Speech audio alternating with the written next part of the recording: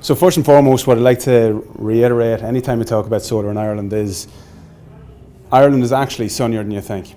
Believe it or not, you can determine within approximately a 5 to 10% certainty on a yearly basis what irradiance is going to hit these shores on a yearly basis. So what that means is, let's say on an electric system, we can say within 5% plus or minus that a 1 kilowatt system will generate around about 800 units of electricity on a yearly basis.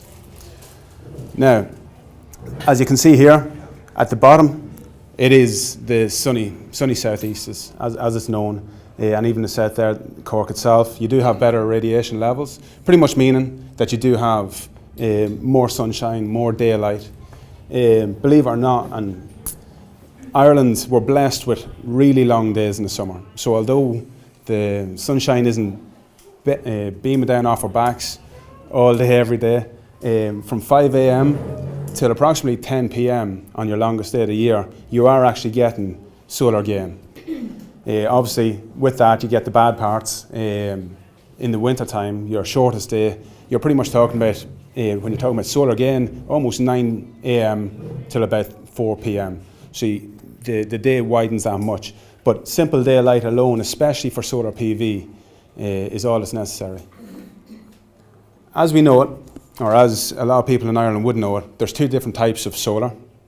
There's solar thermal, which is basically for your hot water, and then there's solar PV, which is for your electricity. So the results of solar thermal are generally hot water stored either in a buffer tank or in a hot water cylinder, a domestic hot water cylinder, as we would understand it. The rule of thumb, so you might see one panel or maybe two panels sitting up on a roof. The rule of thumb is one panel per 100 litres. Generally is enough to suffice to ensure that a house will meet the demands of approximately 60% of the year-round hot water. What that really means is it going to get you hot water in December and January? Not a lot of it, truth be told. There is going to be those crisp winter days. Yes, it's going to actually satisfy your hot water on those days. We just don't get enough of them. But what it will do is it tries to top up your the temperature in your cylinder, so your boiler has less work to do. Now, in the summertime, you would like to think, and there still are bad days in the summertime, but in the summertime you'd like to think that for your 5 months of summer, if we get that, you should have the majority of your hot water satisfied. So that's why we say on a yearly basis, approximately 60% of your hot water needs should be satisfied by solar thermal. Solar PV, on the other hand, there's no way of storing solar PV itself right now. Well, there is, but it's a very expensive way, and that's batteries. So what happens currently is if you generate solar electric, you either use it or you lose it. You either use it in the house or you export it back to the grid where everybody else can use it.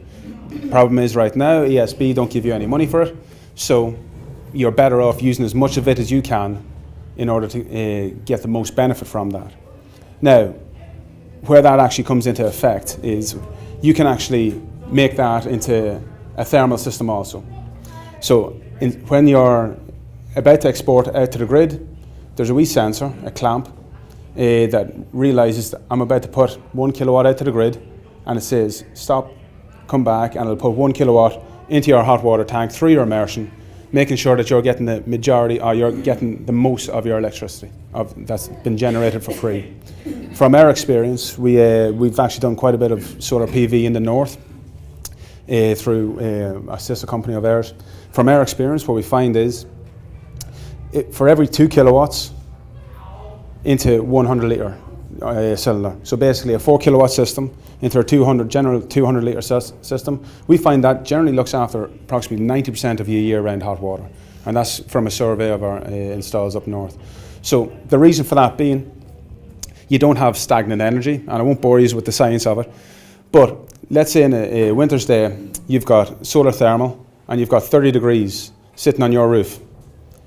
It can only bring 30 degrees into your cylinder. So it might still be having 30 degrees, but it's going nowhere. So it's basically stagnant energy. Whereas if you've got the equivalent of 30 degrees energy of PV on your roof, it's putting electricity straight down. So that 30 degrees might bring your element to 100 degrees, whereas your element might have necessarily gone up to 400 degrees prior to this with a full charge.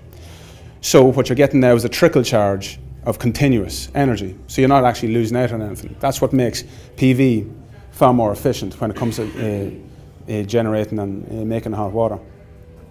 The reason why PV works far more on a farming level, agricultural level, is I know you've got the wash down in the dairies and a few other bits and pieces. You need a certain temperature.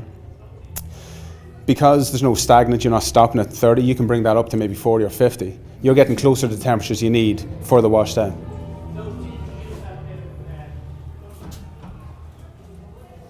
Along with that, what PV can do, and when I say PV, I mean photovoltaic, which is generally understood also as solar electric.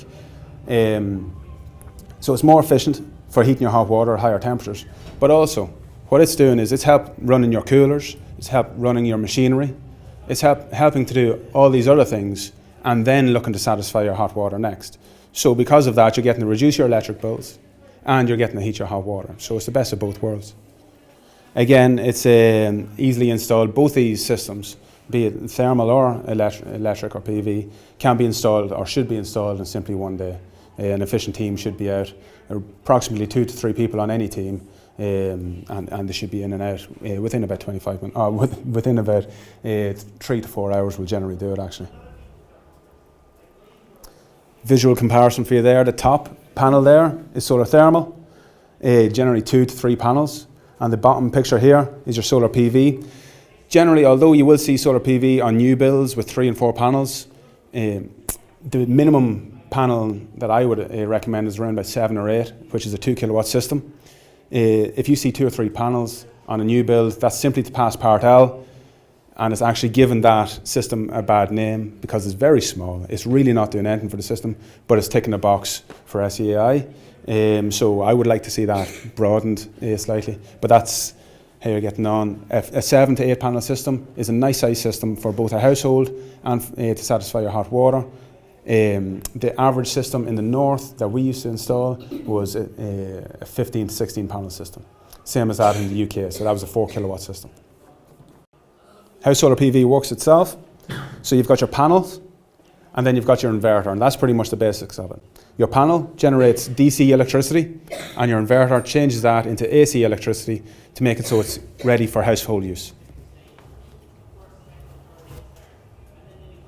So basically, you generate your DC electricity, it goes through the inverter, and then from the inverter it goes into your fuse board, and then physics looks after the rest. There's no magic brain, there's nothing like that. If your household has a load or a need, it takes it. So it prioritizes the free electricity first. And then once that free electricity is used up, if you need more from the grid, it'll take it. Likewise, if you don't actually need that entire PV load, it'll just put it back out to the grid for export. Warranties, and I know this is a big thing on solar systems. A lot of people fear that by the time you've got a solar system paid off, you're going to have to replace it. So it's a very, very useful, or it's a meaningful worry as such. But your panels themselves are warranted for 25 years. The performance are held to stand up for 25 years. And that's on the panels. On the inverters, you can expect the warranty to be anywhere from 5 to 10 years, and that can be upgradable easily. What I would say about an upgrade past 10 years is that technology will probably be cheaper in 10 years anyway. So anything more than a 5 or 10 year warranty, you can probably put it in for cheaper than it would cost to upgrade it right now. Keeping it topical, I know that solar farms really seem to be taking off, and I think it was in the Irish Independent during the week. And it's quite a buzz there this past couple of years, probably 18 months. So there's a lot of speculation going on about a tariff that's about to come in. Now, it's most likely, the word on the ground is before any ground will be broke, it'll probably be right into 2018. So although people are speculating and there's great applications in, it is still a long way away. So as you said, while I'm here, I'd go through how that works for anybody who's interested. Basically, the way in which it works solar-wise, the technical end of things is the exact same. You generate the electricity, You convert it to usable AC electricity, and then you put it back down the grid. And then from there, the grid uses it. What happens, the big difference here is, at a solar farm level, the grid is actually paying you for this now, and that's what makes it viable. And that's what we're waiting for, is for a sustainable feed-in tariff or some sort of incentive to make this all happen. As I said, there's, I think, over 3 gigawatts of applications already in the grid as we speak. So the speculation is deemed to be correct, and it's simply just waiting for something to come across for that. Just the steps through it. What normally happens is you'll have a land valuer will go around, find land close to a substation. So you're generally looking to get within about 3 to 4 kilometres of a substation. That makes the connection into the substation at an acceptable level. The general connection into a substation can be anywhere from $250,000 to $500,000. So just so people are aware, that's the reason why they don't try not to go much further than about 3 or 4 kilometres. You go further than that, and you're really putting up the costs, and the costs then make the whole project as a whole unfeasible. Sorry, the substation. So a substation is basically, so on the outskirts of every main town, you'll see where all the larger pylons are coming back to, you'll see a square, almost car park with any amount of, that's your substation, with any amount of electrical works, so it's generally 220 or 120 or 220 subs coming into that. A better description, I'm not sure, but you can't miss them if you start looking after them. They're generally on the outskirts of the sub. That's exactly what it is. So you're looking to be within around about 3 to 4 kilometres of that for an easy connection in. So that's why anybody that has been, especially Meath has gotten more interested lately. Everybody started off, as you can see when I put up the irradiance chart at the beginning, and you see the red at the bottom, that's the highest irradiance. So everybody went for Cork, Wexford, Waterford, a little bit of Kerry. So then as people felt as if there was a saturation of applications in there, they started moving up. So right now, and for the past maybe 12 months, Meath has been prime location for trying to get quick deployment of the solar farms. So again, at this stage, people are signed up and applications are in, but you're still 2 years away from much of anything happening. The development stage, so let's say you get the land, the farmer has consent and everyone's happy. From there, basically, you're looking at putting in an application into the grid, so ESB networks. Work with your application, and they should get back to you technically within 6 to 9 months to let you know whether there's capacity in the substation around you, whether it's going to work out in that area. What you also look to do in those 6 to 9 months is start looking for planning permission. Now, planning permission, I think there's a handful of planning permissions in the nationwide have been successful, but just like everything else, same as wind turbines, and although wind turbines have been grossly unpopular, it does seem as if solar will be more popular. Only thing being, as more of them come up, the harder and more stringent the planning process is going to be. So it's really down to the solar developers to be proactive, work with the communities, work with the farmers, and ensure that everybody's happy with the way everything's going to play out as such, both traffic management and site and everything, to make sure it's not to help the programme become feasible. The construction stage, once everything's done, once everything's signed off, planning, grid application, incentives in place, let's say in early 2018, the construction stage really should take anywhere between 2 and 4 months. It's really a quick build out. To call it a build or construction is to give it too much credit. Really what it is, it's almost Lego at that stage. You're putting down piles and then you're just click and playing everything with that, and then you'll get the heavy or high voltage electricians in to look after the big things in the end. Then the operation, what you're generally looking at is 25 to 30 years. Now it needs every bit of that 25 to 30 years in order to make its capital back. So that lease is actually taken, is for 25 years with a contingency to continue that onwards.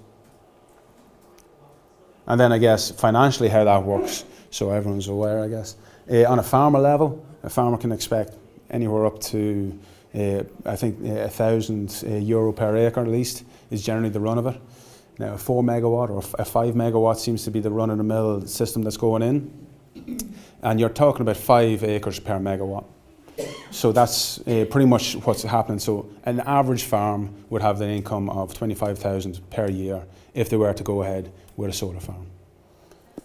Now that should, generally that increases with its index linked as such. The next question, I guess, is, you know, that's pretty good leasing terms, considering a lot of people might be getting 200, 300, 400. So obviously, what's in it for the developer? The developer undertakes the cost of the build out, the ESB connections, the planning permissions, and this is all coming to circa 1 million per megawatt. So a 5 megawatt site is about 5 million. It's funded through low cost, so pensions actually fund this. Pensions that are simply looking to beat the market, really steady, really safe, 2-3% performance. They're the ones that are funding this. And then the developer themselves, it's a long game, it's a long haul. Think of it like a mortgage on a bank. They're looking to make 5, 6, 7, possibly even up to 8% on the like of this. So, but they need, everyone knows, 25 years in order to make it worthwhile at those rates, in order to make sure that they get the full payback for that large outlay at the beginning. So I think that's pretty much it. I said I'd try to get through as much as I could. Sorry if I bored anybody, but I guess to sum that up, you've got solar thermal, which is for your hot water, and you've got solar electric, which is for your electric, but can also be used for your hot water. There's grants for solar thermal. There's no grants and no feed-in tariff for solar electric. Solar thermal, you're talking about prices anywhere from, depending on who you go with and what size you're going with, you're talking anywhere from 4,000 to 8,000. Solar PV, because you can buy a system for with one panel on it, right up to about 26 panels, that price is very much going from around about 4,000 anywhere up to about 13,000, 14,000. So there are your two different systems. But like for like, PV is a far better system. It just doesn't have the support behind it from the government right now. That's about it. Very much good.